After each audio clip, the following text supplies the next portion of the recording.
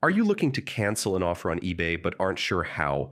In this guide, I'll show you exactly how to do it, step by step, so you can retract offers quickly and safely. First, log into your eBay account, either on the website or through the mobile app.